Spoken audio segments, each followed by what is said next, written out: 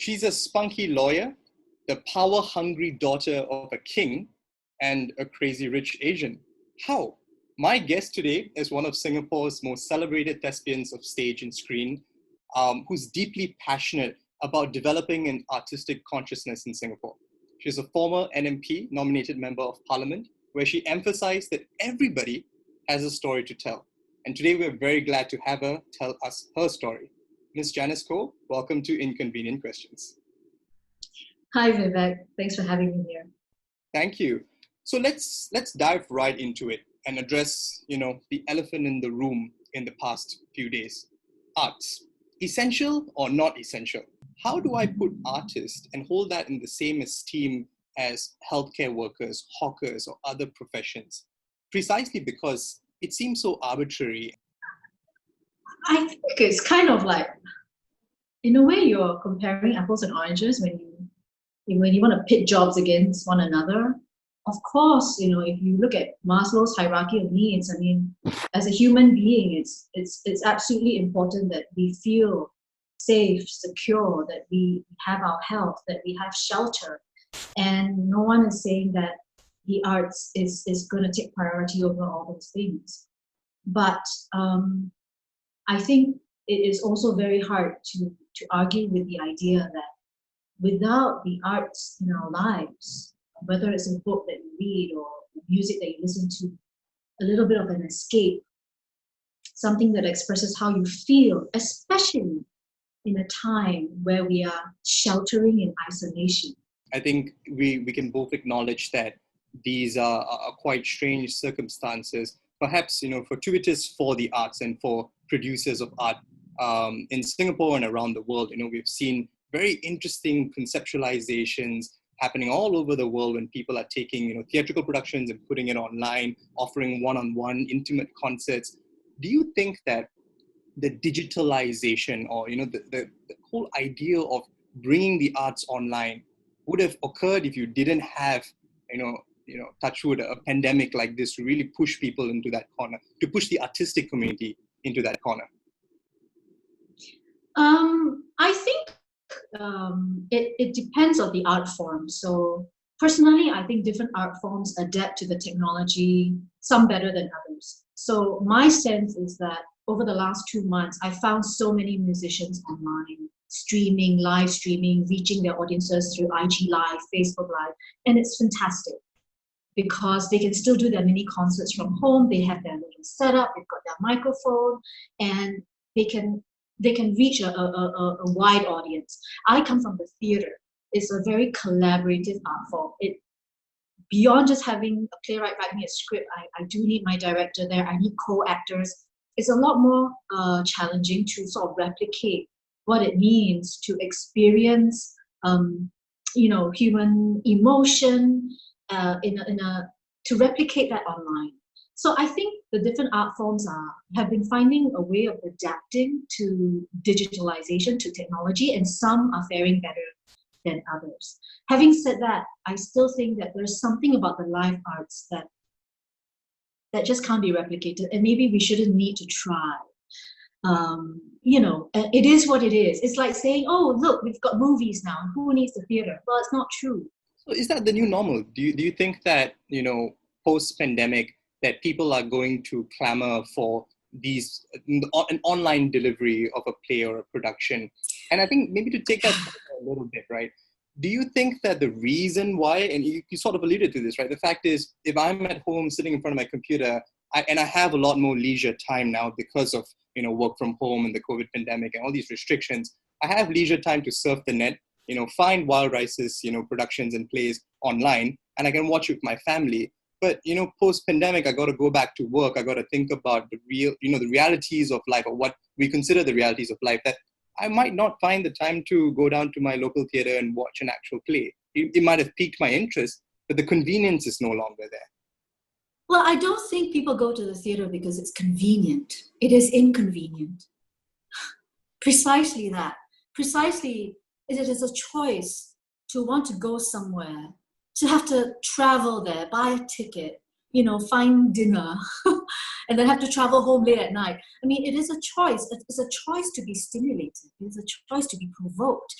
it is a choice to sit with other people whom you don't know and maybe even laugh and cry with a stranger next to you, to hear a sniffle in the audience and to feel, oh my gosh, that auntie across or next to me feels the same way as I do. I think it's the ritual of coming together with other minds and opening yourself up to be changed. That's not convenient. That's not Netflix. That is not Netflix and chill. We are offering something different.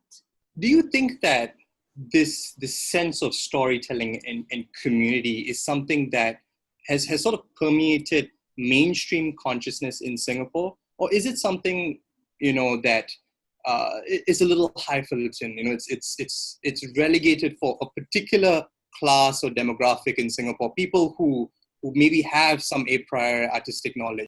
It does tend to be still a niche activity. That is the norm.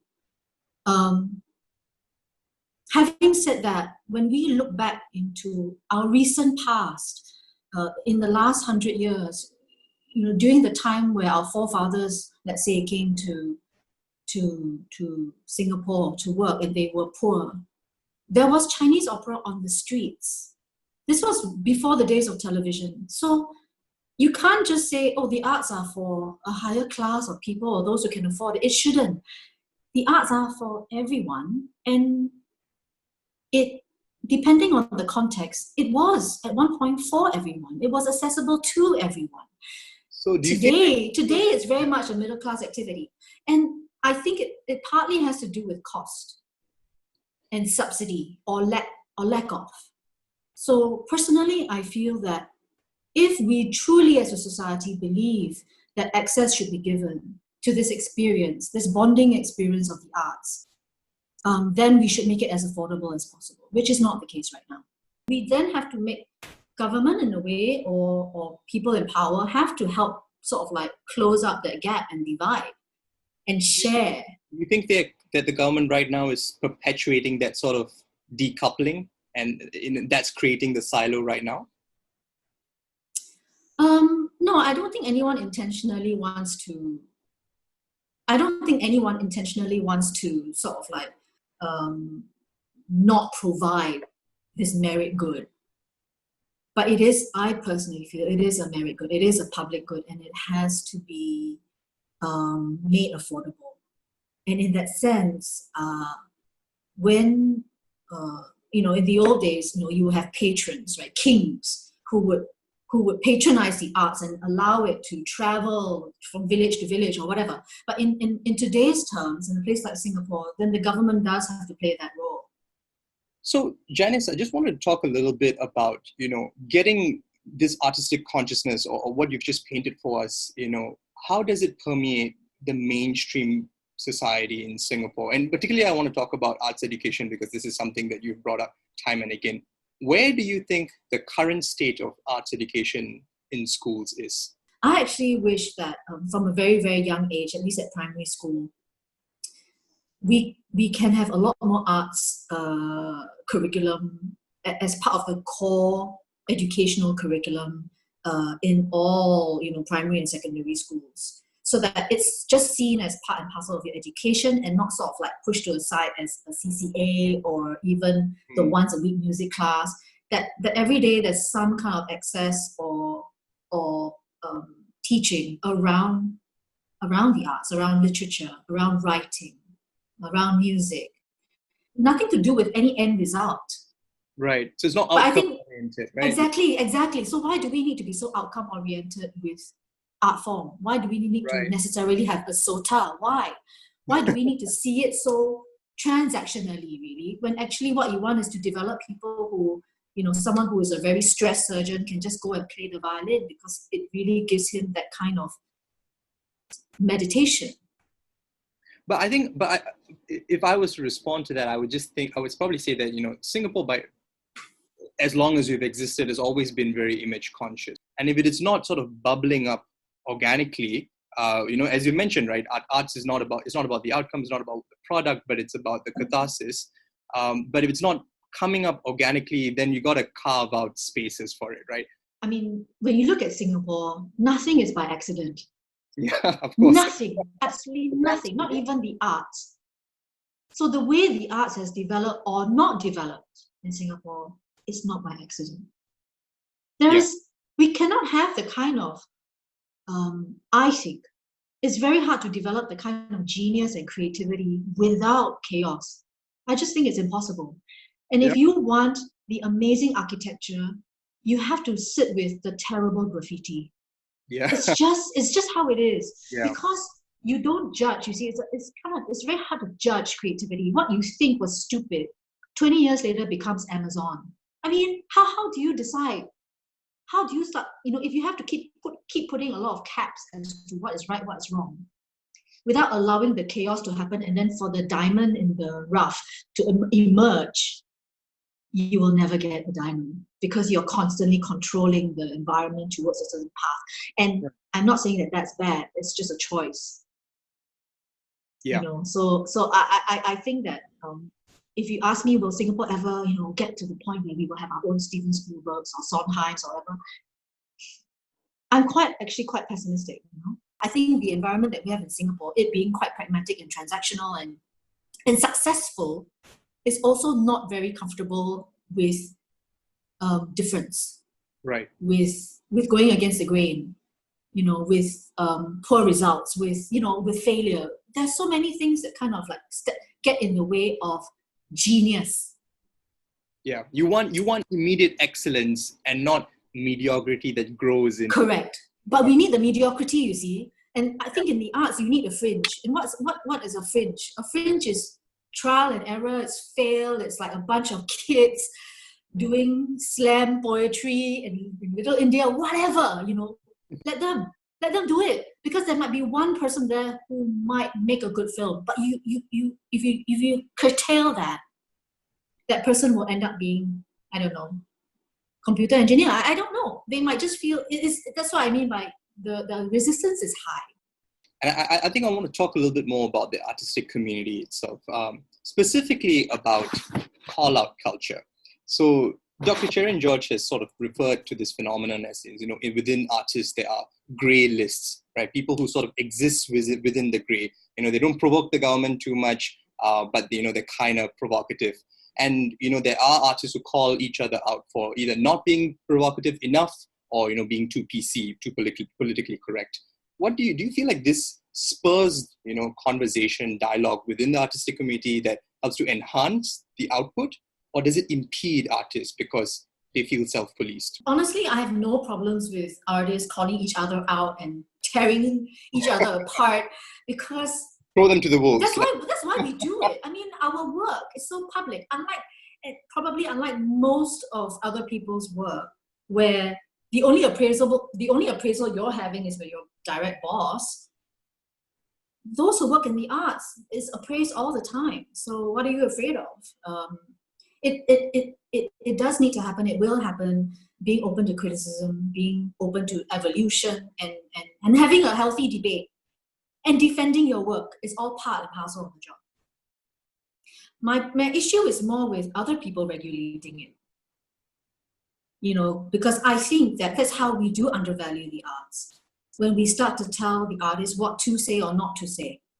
Because then you're taking away the very power that they have, which is to be an independent thinker, and then to express it through the arts. I'm not an artist is not a public intellectual in a way. It's not writing into the forum page. It is basically understanding the zeitgeist and the pulse of society and saying, hey, I want to communicate this, translate this into a piece of music. How shall I do that? And move people and touch people and get people to think about it. And if you were to put controls over, you can play this note but not this note, you can write this word but not that word, then in a way they can no longer put out their best work. So maybe just to wrap up this interview, I'd like to ask you, just on that very, very important note about stories, right? Do you feel like you've hit the climax of your story, or are there just plenty more chapters to come? My personal story? Yeah. Oh, I don't know. I'm actually reading, it's right here, this book. I'm actually reading this book called Half Time. Oh, that's And interesting. it's like the perfect book. It's by Bob Buford, and it's the perfect book to read during a pandemic where we are in lockdown, because it's basically talking about, taking a little pause and looking at the second half of your life and your journey to see where else you want to go. Highly hopeful, yeah. Yeah, that still connects with you. So I consider myself at my halftime. So I That's hope to have more stories to tell. And I'm sure you will, yeah.